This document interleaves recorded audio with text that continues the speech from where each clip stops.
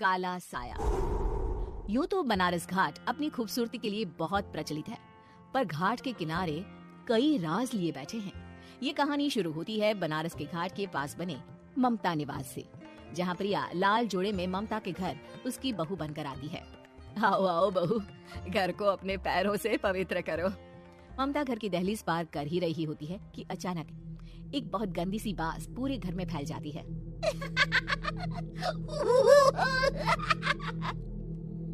ये बदबू और ये आवाजें, ये कौन हंस रहा है माँ?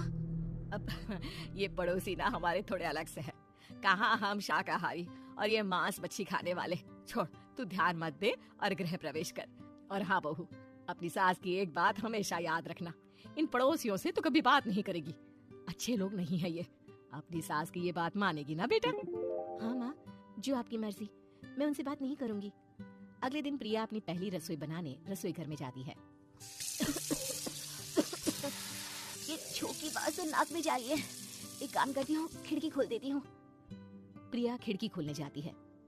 इतने चाले, लगता है इस खिड़की को कभी खोला ही नहीं गया। पर ऐसा क्यों? ओह, नॉनवेज की स्मेल आती होगी ना। 2 मिनट के लिए खोल लेती हूँ, फिर बंद कर दूंगी। प्रिया खिड़की खोलती है। खिड़की खोलते ही उसकी नजर सामने वाले घर की खिड़की पर पड़ती है, जहाँ एक लड़की खड़ी होती है। हाथों में मेहंदी, लाल रंग की साड़ी, बिल्कुल सजी धजी, मानो प्रिया की तरह ही वो भी नई नवेली बहू हो। वो प्रिया को देखकर मुस्कुराती है। हे भगवान, माँ ने तो इनसे बात करने को मना किया था। प्रिया फौरन ही खिड़की बंद कर देती है और तवे पर चढ़े रोटी की ओर देखने लगती है, पर वहाँ रोटी न होकर मछली पड़ी होती है।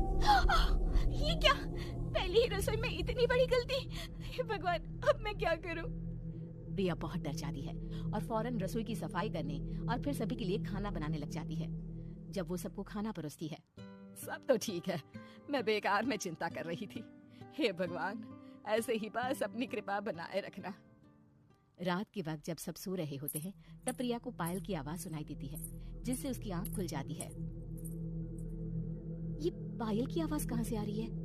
प्रिया उठकर उस आवाज के पीछे छत की सीढ़ियों तक जाती है।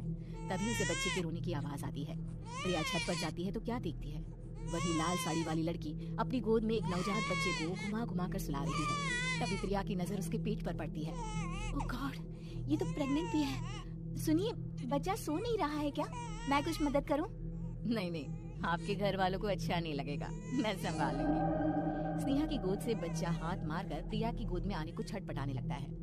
दोनों घर अगल बगल में बने होने के कारण प्रिया उस बच्चे को गोद में ले लेती है। प्रिया के पास आते ही वो सो जाता है। बच्चे का वो स्पर्श रात भर प्रिया भूल नहीं पाती और अगली सुबह वो छत पर कपड़े सुखा रही होती है।